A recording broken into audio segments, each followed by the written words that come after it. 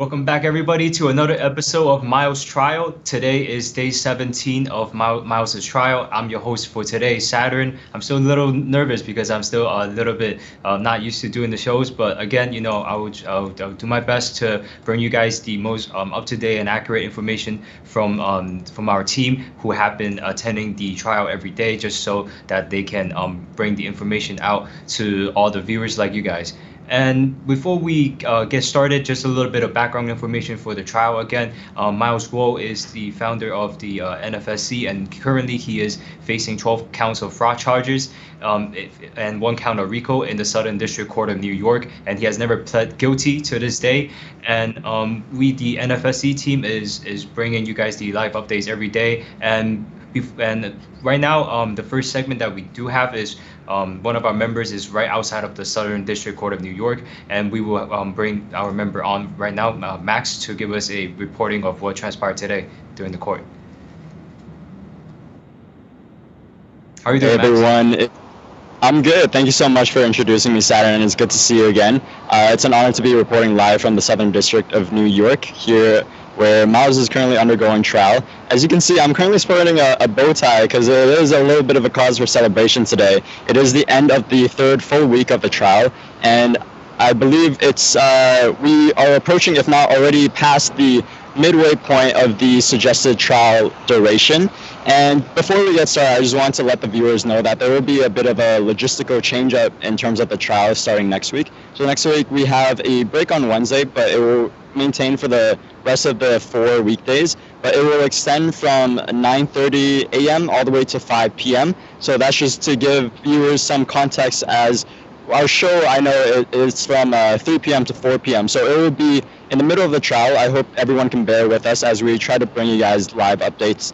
But yeah, other than that, I'm very excited to dive into today. As I said, it was a very, very exciting and great day in the court today. Thank you for that update, Max. And I just want to give a little bit more clarity to the viewers. Right now we're just 1 day past the halfway mark, and we have still not gotten to Miles's witnesses yet. So that would be the reason why the trial is being extended for the next week in an attempt to hopefully catch up on the witnesses' testimonies as far as that goes, because they're trying to finish the trial by July 12th. And first and foremost, Max, this is the question we gotta ask first every time, and that is, how is Miles today? Absolutely. So Miles is exuberant as always. He's looking happy and healthy. Came in sporting his classic gray suit with the white dress shirt and a dark tie. The shade of gray is, as you might have, many people remember in his broadcast, he always wears a specific shade of gray that is very, very handsome on him. And other than that, we did do like you said, because we're already halfway. Next week we can expect to see some of the defense's witnesses. Today we're just finishing up the last of the government witnesses, to my understanding. So we did start with witness 17, which was brought on yesterday. That was still during cross when we ended yesterday. And today we finished the examination of witness 17, finished a full examination of witness 18, and then just started witness 19 to my knowledge. So to give the viewers some context as we dive a little deeper, witness number 17 was the banker at Princeton, the BSA officer at Princeton, who was in charge of a lot of logistics regarding the closure of some of the accounts of interest, such as Lamp Capital, Greenwich Lands, as well as G Club's account. And witness 18, the one afterwards, was a intelligence agent, financial intelligence at BitGo, which is a cryptocurrency platform which had a relationship with the H-Coin and the Himalayan exchange, but then was terminated. So that's just to give you an overview of the witnesses that we were examining this day in court. Yeah, that's awesome. And again, today I believe this is what, three witnesses today. So they're actually, again, that goes back to the efficiency of the court for this trial that we have always seen. Especially, I think during the beginning when they were just selecting the jury, we sort of get a sense of their efficiency. And I think today, having three witnesses on, being able to examine so many witnesses in one day, I think that is great as far as efficiencies go. And I think before we dive a little bit deeper into today, can you give us a little bit of a brief recap on what happened yesterday for those of the viewers that have not watched the episode from yesterday? Absolutely. So yesterday, we started the direct of witness number 17, whose name was Jamie Wilson, and she, like I said, was the bank Secrecy Act officer at Princeton Bank, and her main role was to protect the bank from financial crimes such as tax evasion, money laundering, and etc. And she was responsible for the closures of this mentioned accounts.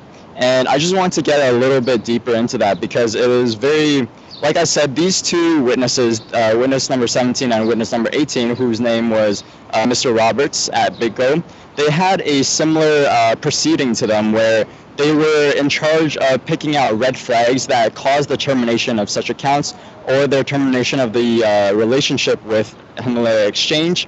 And the cross was very, very beneficial to a juror's perspective of understanding the full picture. Because in my opinion, the way that they're trying to effectively streamline the timeline, it made for a lot of confusion in the cross, a lot of terminologies that weren't explained to its full extent, a lot of just brushing over certain evidence. And when it came to the cross, it benefited us greatly because everyone got to see a full picture of what was really happening behind the scenes.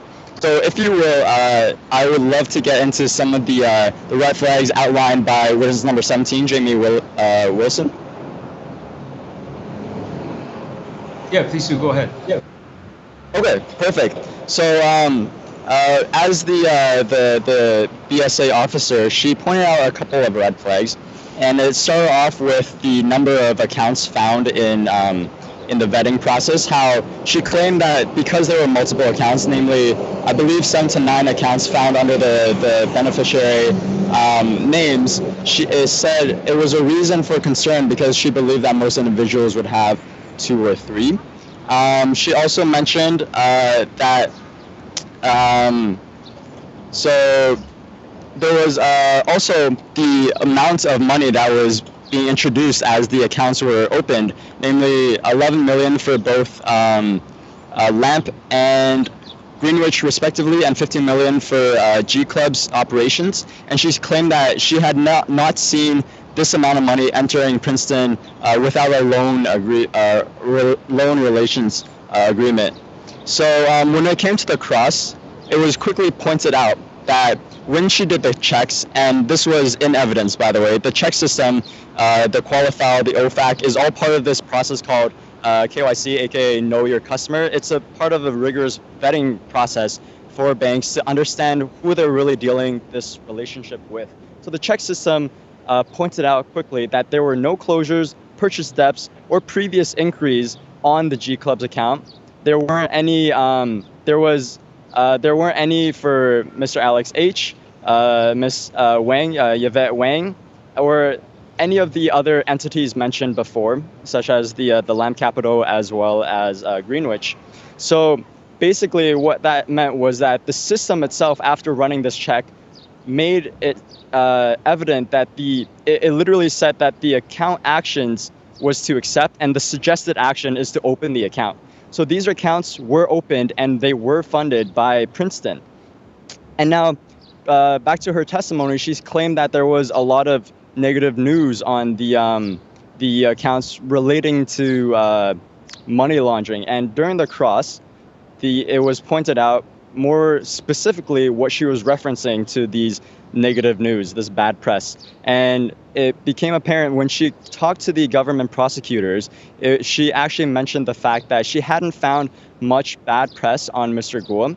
And all of the bad press, or the majority of it, stemmed from overseas, as in foreign intelligence made it so that there was a bad image of Mr. Guo, and that she claimed that it had affected her judgment in terms of the termination of these accounts. So it became evident that with everything, including the opening accounts, it was actually brought up in government evidence that these account openers had actually provided a document stating exactly the 11 million, 15 million that were supposedly going to these accounts. It was actually stated that they would be trying to get this into Princeton and they should expect such balances. So every one of her red flags were essentially debunked, except for the part that she claimed that negative news affected her judgment. So it became clear that the final verdict, the reason why Princeton had terminated these accounts or closed their relationships with them, was because of purely on negative views abroad. So that was very interesting. So just a quick question: what do you mean by abroad? Is the negative reviews coming overseas from from the China or the other countries as well?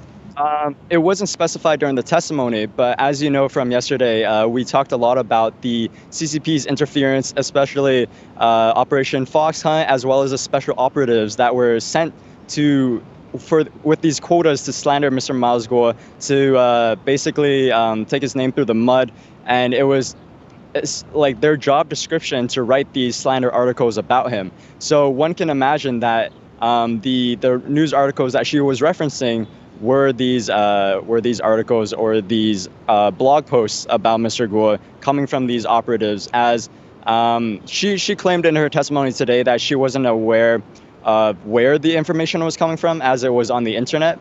But with that in mind, one can maybe conclude that it was most likely one of these CCP operatives writing the negative news.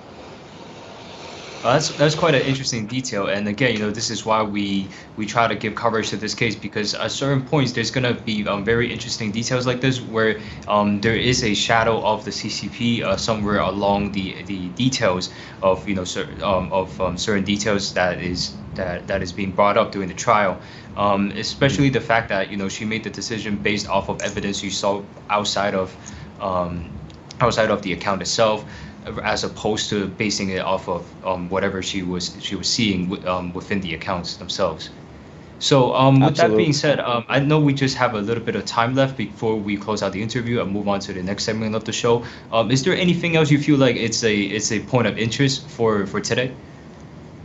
Yeah, absolutely. So like I mentioned, for witness number 17, the reason why I spent so long diving into the specificities of the cross and the direct was because witness number 18, Samuel David Roberts from BitGo, followed a very similar order, and the panel will definitely discuss this further. And it was also a bunch of red flags that was raised, and during the cross it was actually fleshed out about addressing each and every one of these concerns to get to the ultimate reason of why they terminated their relationship with Himalaya Exchange. So I definitely look forward to that. I thank you a lot for this opportunity to bring the viewers, the fellow fighters at home watching, live updates of Miles' trial. Thank you so much, Max. It was nice having you give a reporting on what transpired today, and we'll see you next time on the show. Absolutely. Thank you.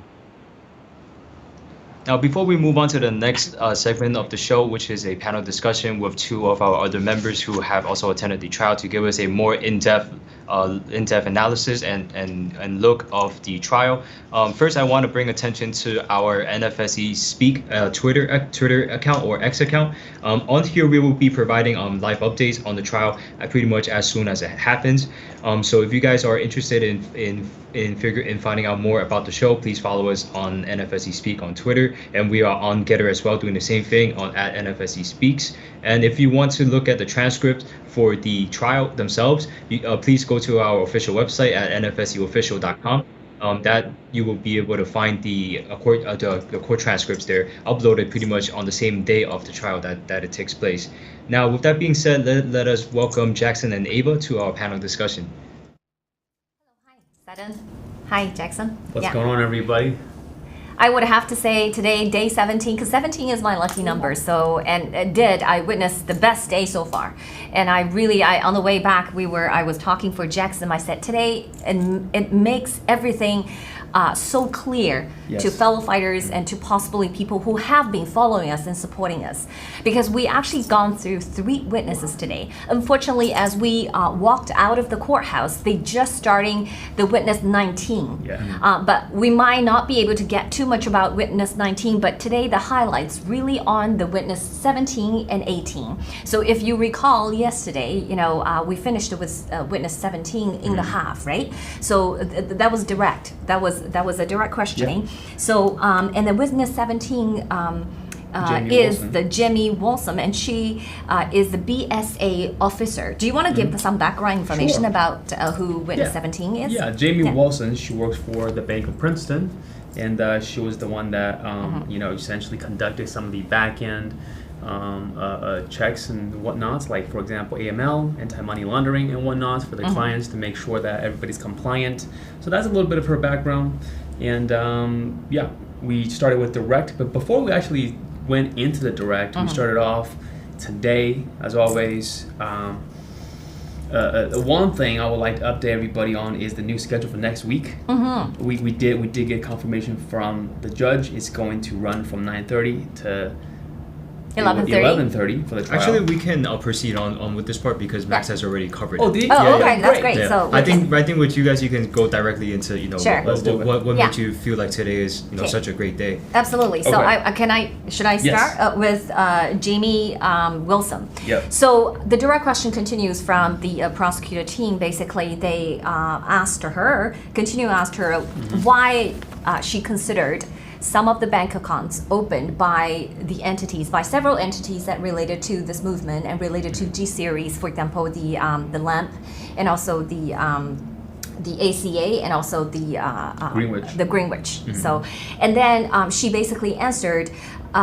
They risk here because one of the documents they show is Yvette Wong. So Yvette Wong is one of the signer for I think one of the company Greenwich, if I remember correctly. That company has 2 signers. One of them are Yvette Wong, and she showed the government showed a document that reviewed that there are actually 9 inquiries on this report. It's called Qualified Check. Okay, so Qualified Check is basically a tool I think a lot of banks, not just this Princeton Bank, uses to basically check the background information, gather some of the historical information on its clients, whether it's individual or entities, regarding the history of the transact dealing with other banks before they determine whether or not to open a bank account for this client. So the document shows there are 9 banks that Yvette Wong had basically made an inquiry in a very condensed period of time. So the documents, except 2 entries, it's from the inquiry she approached different banks, altogether 9 banks, except 2 of them are from 2019. The rest of the 7 is actually from June to October 2020. Okay, June to October 2020. And the period, you have to remember, the private replacement of GTV started April. Right? So we had investors' money come in, and the movement followers and supporters who have been following MILESGUO since 2019, since 2018 or 2019 pulled over, right? We want to be part of this historical, movement. That's the way we support, right? That's where Yvette Wong was needing as one of the leaders of this movement, and she was needing all those bank accounts, right? So this is actually, and then Jamie Wilson said this is riskier.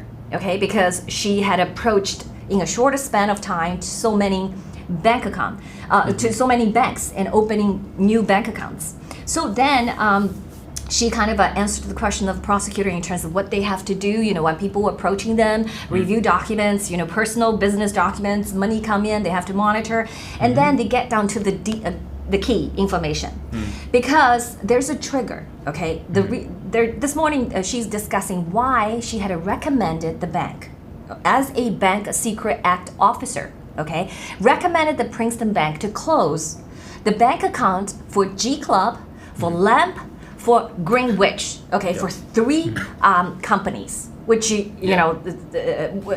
the reason, the trigger, and came across through the direct questioning. She said she did an open research on internet. She looked in because she found some of the names on some of the signers, because the signer of the bank accounts are actually different than the owner of the business, and the owner of the business. Three of them are non-residents. The ultimate beneficiary. For example, G Club beneficiary is a person living in UK. Okay, and it's non-residents of the United States, right? So the lamp is actually a person. Guo Qiang, it's Miles' it's Miles' son, and then the Greenwich is actually Miles' wife, right? So none of them are actually none of them are a citizen of the United States. So she thought this is riskier. Plus, if that's 9 inquiries to banks, she did her personal research online. And guess what? Do you want to continue? What did she find? Well, where did she search, first of all, and what did she find? So she went on Google, and then she, according to her, she says she found some negative press, and a lot of the press were actually, she testified in court saying that most of them came from abroad, right? And as we know... Yeah, this came through at later cross-examination, but when the government was asking, she was just saying she went on to Google, open source, right? What could you find open source? Of course, you go to, and then she find out, she actually searched G Club. Okay, so that G Club is a company. She went online and she found out, this is a startup. The website wasn't completely kind of a developed, fully developed yet. And she identified G Club has affiliation with G Fashion, with cryptocurrency, with MILESGUO. And then she actually searched MILESGUO and she discovered a lot of negative reports on MILESGUO, and that raised a lot of red flags for her as a bank secrecy officer at the bank. So that's why it triggered a lot of actions of her. Well, one more thing possibly could have triggered it is because we learned from the trial that the Bank of Princeton had only 26 locations, throughout America. And then when they initially did, because when they initially funded these accounts, it added up to roughly about $13.5 million. So it's a larger dollar amount compared to the average person.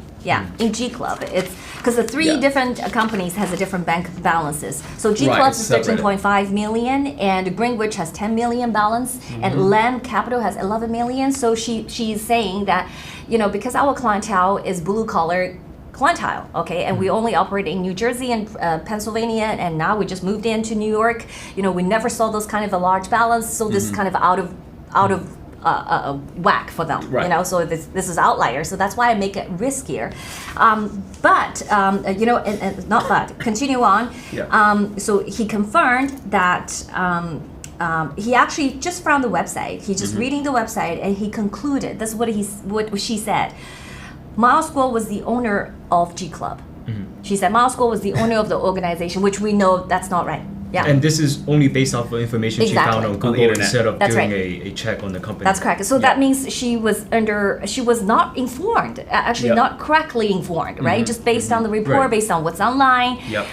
She had the impression that MILESGUO somehow, and we know MILESGUO is on OFAC list from yesterday's testimony, right? So that's probably throw a lot of things off. And throughout the direct questioning, and the prosecutor team did show a lot of the opening balances of the G Club bank statement. They show the credits come in and a lot of money moving. They're trying to leave the impression that something, implying, they didn't say it, but they're trying to leave the impression that something may be off with the this large amount of money. But then in direct, we knew that this is not off, because before the account was opened, because there's evidence, there's a hardcore evidence. Do you want to talk about the emails? Yeah. Well, so what happened was there was an email that they showed in court that actually was a communication between the Bank of Princeton with a member of, I believe, with one of the representatives from our side, the G series, and it said in black and white that they were told how much dollar amount they were expected that was going to come in, You see, Yeah. so it's not like, oh, out of the blue we're gonna infuse or fund the That's account right. X amount of dollars, but there's real, it's in black and So white. there was email. communication and a notice that Yeah. that this was going to Correct. take That's place. right. Yeah, prior expectation. So Miss Wilson, she was not purviewed. She was not copied on the email chain. So she said she didn't know. So this is actually an email sent by witness 14, Hassan Khalid, right? Remember that he was hired as an Khalid. employee. Yeah, Right. Yep. Hassan Khalid, and this is an email that's sent by him because he was the advisor that created this, connected the relationship between the G Series, the Golden Spring people with the Bank of Princeton, right? So this email is sent on October 21st, 2020, from Hassan Khalid to two people in Princeton. And in today's cross, Miss Wilson confirmed that these two people are her colleagues. So in the email, it says that G Club, I have another client of mine. They're looking for opening a bank account. They're a startup. They have 1,600 members at the time, and they have a bank balance about 15 million. Okay, so this was completely disclosed to the Princeton Bank.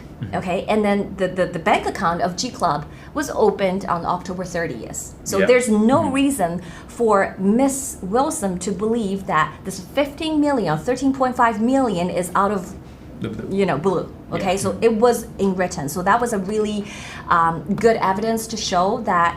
But the thing is, she actually overspoken before our defense lawyer showed this evidence. We asked a question. We asked her a question. The question is, does Princeton knew the dollar amount to be brought in before the account was open? And her answer was no.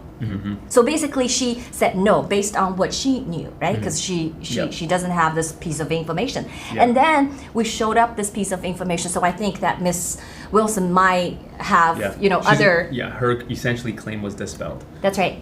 And I love today's cross because today's cross was done by one member of the team which I don't believe he has Gotten all the credits in the world. and he hasn't took the podium. I think this is his first time, if I remember correctly. I think Is this that might right? be his second time. Second time? Yeah. Okay, maybe I forget. Yeah. Which member was it from? Matthew. So he basically crossed this witness, and he's quite on the point. Okay, very efficient the way he does it.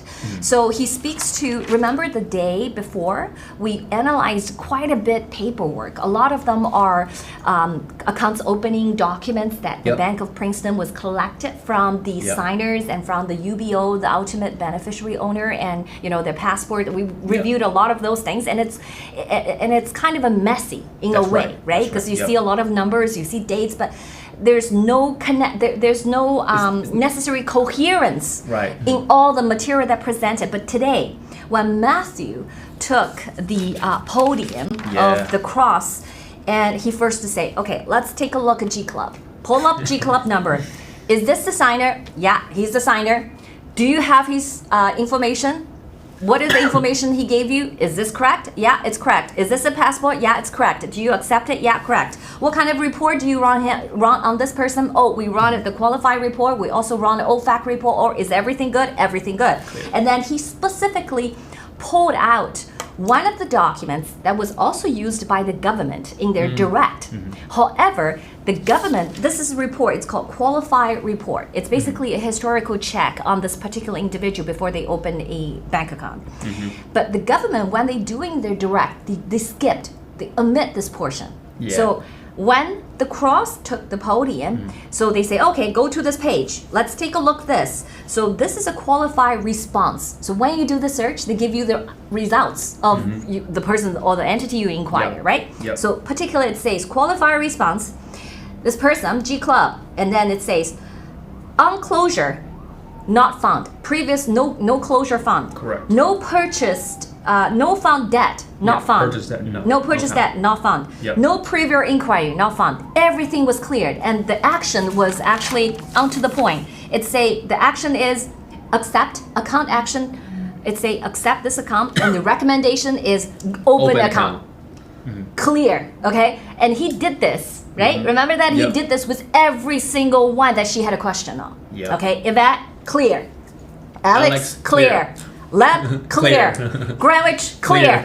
Everything and is this clear. is all based off of proper means to Like check. paperwork. Yep. Yeah. Everything black and It's white. the same paperwork that the government has shown yesterday. They just omit, right? They just Yeah. omitted the parts of the most important parts of the report, which is the outcome, Yep. right? Yep. You collected all those paper. Yes, you did. You showed all those numbers. Yeah, that did happen, but you don't tell people what's the Right. outcome, and the outcome is no flag at all. Correct. Right? So every flag is what Mr. Wilson found on internet. Internet. Now, Google. another topic comes in. So this is what we have been saying, that the CCP has spent in the last 10 or 15 years, spending $2 trillion on buying media in the West. Okay, that translates to every single year pretty much like 200 billion. Billions of dollars. 200 billion. Okay, so what kind of information you supposed to find about the CCP enemy number one online, right? Right, So and most important thing too about that is, MILESGUO in 2017, the very first experience he's had on whistleblowing against the Chinese Communist Party is the fact that a VOA, a platform that Exactly. a state-owned media, has, cut off the interview when Yep. the moment he started whistleblowing against them. So from the very start, it is well known that the media is well brought out by the Chinese Communist Party. And I think with the testimony, the argument the government was trying to build was that these accounts, there was a reason for them to be closed just because an individual from the bank felt like there were evidences for that allowed her to come to the conclusion that this account needed to be closed. But as opposed to the official means that later came up in the supporting documents that proved that that this account was all cleared and all confirmed to be opened. yeah, and remember the Operation Fox Hunt documents, Yeah. right? Our cross lawyer read it yesterday, right? When we crossed the witness 15 that You claimed, ran right? Claimed she was a victim. Right. And then she claimed she's also anti-CCP, but she does not agree that MILESGUO is anti-CCP even after our lawyer read the Fox Hunt, stipulation from the government, right? That Yep. the CCP exudes, the higher targeting and the- and it says, according to the U.S. law enforcement officer, that the MILESGUO is the highest priority of the CCP's repatriation efforts. And it's not a one-off, it's the highest priority. What does this say? It tells you that CCP wants him the most, and he is the CCP enemy number one.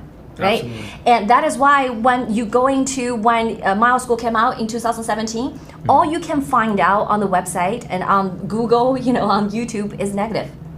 At that time, we don't have this. We don't have this live broadcasting room. We don't have Saturn, the producer. We don't have us, Yep. right? That's right. And we have to fight for this. That's why MILESGUO established Score Media in 2018. That was actually censored, deplatformed by Apple. Okay, Apple took it off from their Apple store, and then we started GTV, and that's where the SEC investigation come in and shut it down, and then we started together. That's why the fight never ends, because every time they shut us down, we find just another keep coming way. back. Yeah, we just, like this movement, the MILESGUO is so tenacious, and he never gave up. That's why we're here today, to tell the truth. Right, precisely. And let's keep it moving for Okay. the information regarding the witness. Is there There's one more. is there Yeah. more There's one details more. to the witness 17? Because remember, yesterday and today, they did a little bit of bank account transaction analysis. They said, oh, this is money come in, this is money come in. So they want to leave the impression that, MILESGUO or Yeah. associated person with MILESGUO that has, misappropriated the funds or whatever. Yeah. That's the impression that the government wants to leave. But when during the cross, we mentioned about the loan agreement. We brought up the documents that the government actually showed. This is a loan agreement between the ACA Capital, ACA Capital, which is a MILESGUO's funds-controlled company and based in Hong Kong. So ACA has a loan agreement with G Club, and it's $5 million. And when we during this cross, Matthew brought up an email chain, that government was showed yesterday afternoon, and that email chain was actually an email from the Bank of Prince, and a senior person emailed to to witness the 14. Khalid and Danielle, which is one of the signer of the land capital, asked them to provide additional information. Okay, in terms of their know your as part of the know your client, the KYC. The KYC. Yeah. Yep. So he brought up again. Okay, so he said, okay, this is an email that from your colleague to us on November 24th, 2020. That's the first email. And then he brought up the second email. He said, okay, now this is a December 1st, 2020. This is a reminder email sending from your colleague. The same person sent it, the November 24th email, to the same receiver at our site. And then this is a December 2nd response from Daniel providing you exactly what you need it for, which is the loan agreement explaining all those large movements of money. Yep. And then he asked the best question. Because when the government, when they do the direct, they want to leave an impression, say that you guys intentionally waited so long not providing the information. You have something to hide because you waited so long, right? You need a first email, you need a second reminder, and then you didn't respond until December 2nd. Guess what? Do you remember what day is the Thanksgiving in November in that year? Thanksgiving? Yeah. November 30th. November 26th. 26. Oh. Okay, so November, I think November 25th or 26th. 26th. Yeah. And then 27th is the Friday, right? Usually people taking Friday off. So that long gap, and then 28th, 29th was the weekend. Okay, so the 30th is the first day in office. Okay, so December 1st is just basically the next day. Yep. So it wasn't. So basically that was. Kind of a explanation for the gap between why they waited so long to provide the loan agreement. It wasn't even and then nothing to hide because everything they put it on the screen, we have a perfect answer, and that's the truthful answer. Okay, so I find this very strange because the burden to prove guilty is on government, but so far government has no direct evidence. All they have is circumstantial evidence, and they actually take advantage of people's bias. They want you to have bias. Yeah. It is us that actually give the receipts and say, hey, this is a direct evidence that speak against what you just suggested. Okay, so that's how I feel. So that is the first witness 17. So that's pretty much concluded. Is there anything about witness 17 you wanted to add? Anything? At the end? At the end, you want to talk about what you just said? Because during the cross at the end, Matthew again asked, where do you do research? Google. That's right. Google. Okay, I did Google, I found negative views, and then Matthew confirmed just exactly what you say. The news you find came from abroad, correct? Majority of them come from abroad.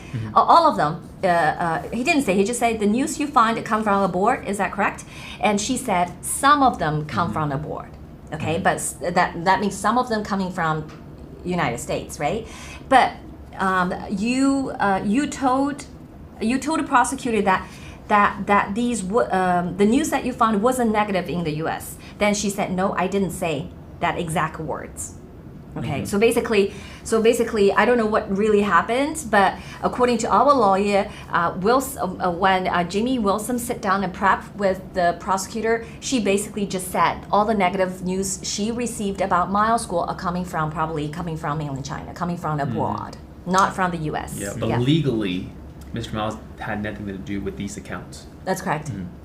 So clear. and then Matthew clarified a few questions. Do you know MILESGUO is under red notice? She said she doesn't know. Do you know MILESGUO do you know the Chinese government has seized his assets? And she said no, I don't know about any of those things. So I'm not sure what kind of report she read. Maybe she doesn't retain a lot of the information, but that speaks to you know, how powerful is media, because MILESGUO always said media is a nuclear power, a nuclear weapon in this unrestricted warfare, right? So that's pretty much about the first witness. Do you want to start? Yeah. And the number 18 witness, I think that's the best day so far. I think the 18 witness is the first time someone that has a relationship with cryptocurrency has been brought out in court. So I think this is very different from what we have seen before, because before it's more about wire transfers, bank statement, banking, stuff like that, or what victims and evidence. This one is about crypto digital currency. So I'm very interested to see what he testified about today. And I'm so happy because remember that yesterday morning there is a heated discussion between the parties, the defense and the prosecutor team, whether The scheduling? the scheduling about bringing this witness, because our defense say they're seeking exclude him as a witness, as an expert witness, I think.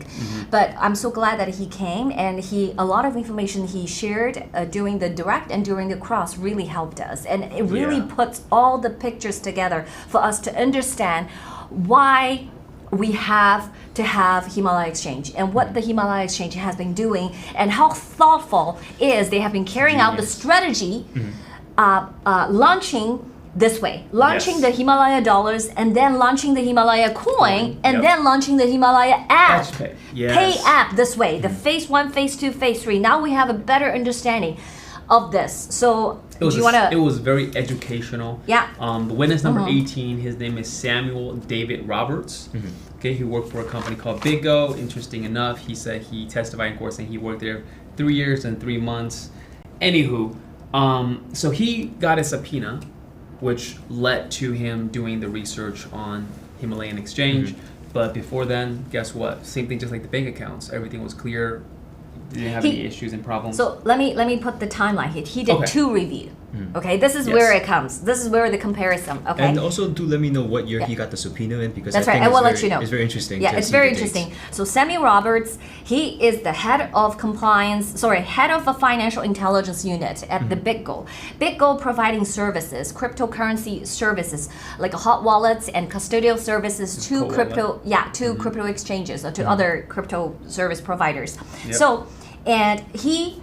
So remember Himalaya Exchange, our crypto coins like each coin was launched on November 1st, 2020, right? So the first review, the first establishment of a relationship between BitGo and Himalaya Exchange is in April 2020. So that is why they did a first review as the onboarding. As a new client, it's just like you go to a bank, you want to open a new bank account, that's the same thing. So Himalaya Exchange went to the BitGo and say, hey, this is a new relationship. You're doing an onboarding, you're doing a due diligence check process.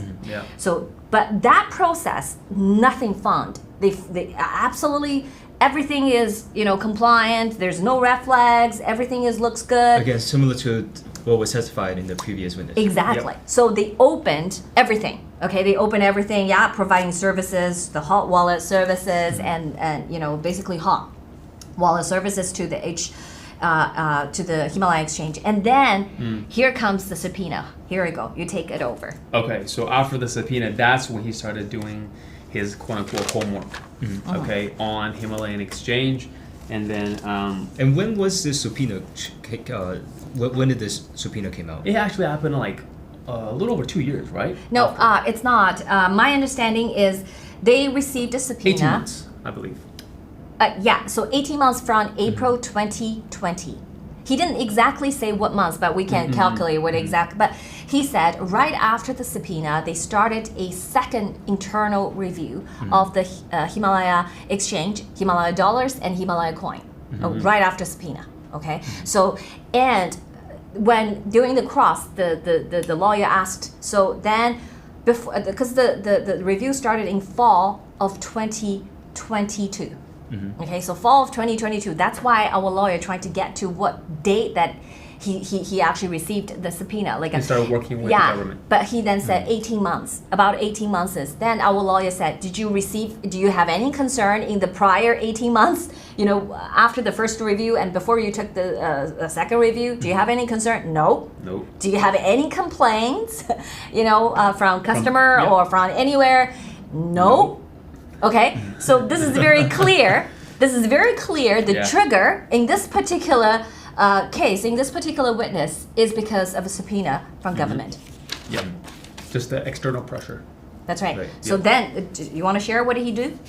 What did he do? So he just dug into the Himalayan Exchange, and let's take a look. He mentioned how the historical, looking at the price of the HCN, the Himalayan coin, how it, was fluctuating and this thing and that thing. I mean, the cross is really where we really saw the full picture, okay? because the direct, at least for me, they jumped around a little bit, so you can't really get the full picture. They were, picking out this thing and that thing. So let's do it like that. Let's reverse engineer the testimony, and we start when we kind of break down how the Miles' legal team is cross-examined them, and then we try to pick up the pieces from there. Do you want me to say it? Because I do have the points. So go doing the direct, because there's a lot of technical things, right? Because you have to consider there's a jury. Not everybody probably have the same level of understanding of a cryptocurrency. Consider it's still in its infancy, right? Yeah, right, Although a pretty lot much. of Americans heard of it or used of it or store it, but so they have to clear some concept. So what is hot wallet service? What is custodial service? Market cap, all these things. Yeah, all those stable coin, like those kind of a concept they have to establish, which is really good. But when he was asked what, after the trigger, after the subpoena came in that you've started the review, what are some of the red flags? Okay, what are some of the red flags you have doubts about, you have second thoughts about, that you want more information? So he basically said one of the things that he find it strange is there's a mismatch between the market cap, okay, because he look at it, he said, oh, this is a multi-billion-dollar, because it's $20, that people say it's $20. I'm talking about H coin, the cryptocurrency, not H dollar, the stable coin. So he's saying the H coin is $20 at that time roughly, and he look at it, there's documents saying there's a 1 to 1.5 billion issued. So he's thinking this is going to be multi-dollar entity, and this is such a large market cap. But then he look at their coin circulation, in the blockchain, in the public blockchain, and the transactions, it doesn't match, right? So then he, so that's the trigger for him to say there's something wrong with this. Right. So to add a little bit to what Ava is saying, because they're offering the hot wallet services, cold wallet services for the Himalayan exchange, for example, but it takes time, right, for these services to come online. So one of the things was they're talking about how because also what we learned today that they're on what is the blockchain, for example, right? Because some of the transactions and activities are tracked on the chain, and there's some that are not on the chain. And the direct, they were just pretty much talking about what's on the chain, where are all the transactions, this thing, that thing, but they're neglected that, hey, guess what? This is the magic of the HPay, Himalayan Pay app. This is, once I learned that and I saw the full picture, I'm like, oh my gosh, wow, this is a genius. So there's details. He has another, he's talking about under the direct. He said, I recalling finding open source information again. This time he took himself and go online and searching for open source information, and he find out the Bitcoin price surged in a very short period of time from $1 to $20.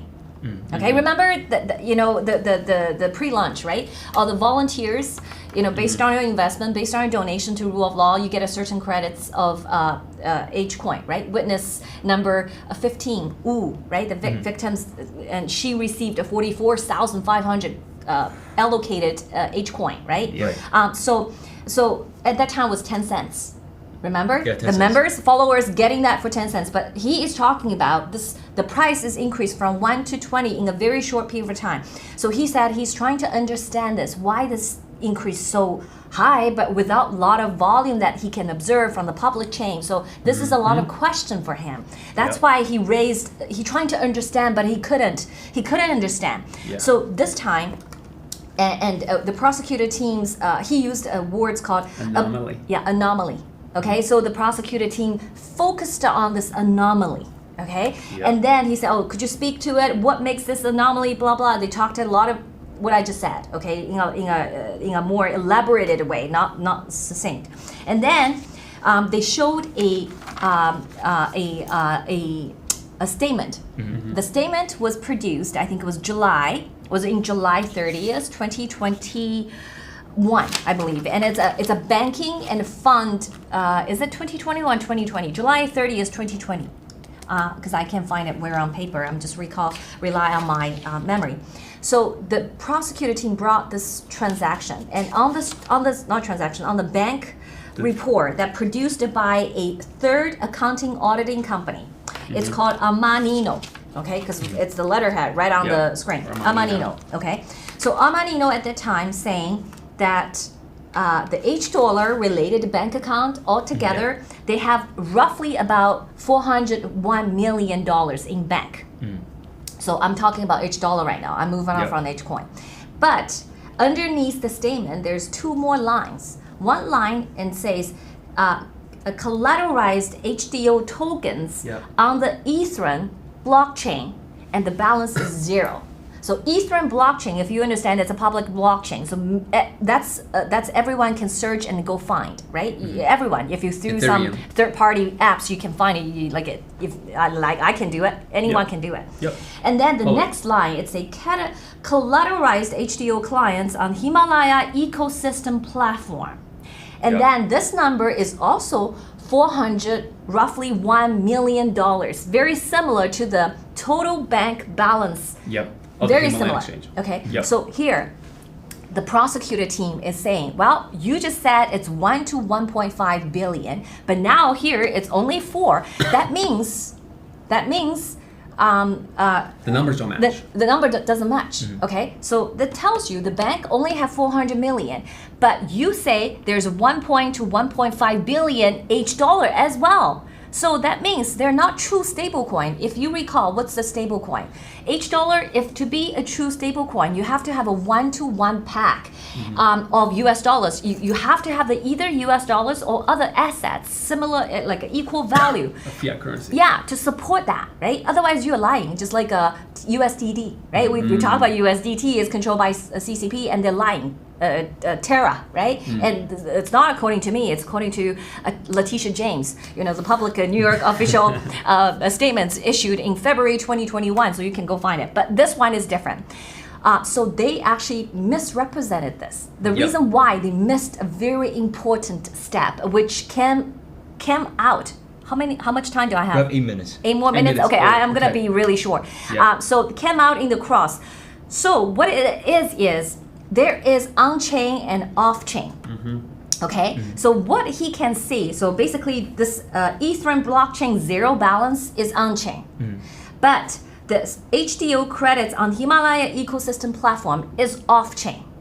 So this is where when we come across direct, our lawyer showed up the white paper. We put the white paper on the screen and we asked the witness to read it.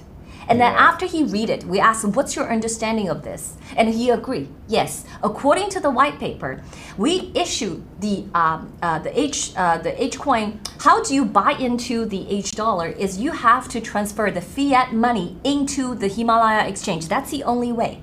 Okay, you cannot buy it on a blockchain because it's a pre-launch. Correct. This is why, this is why there's a flow charts showing. Okay, phase 1, it is H dollar pre-launch.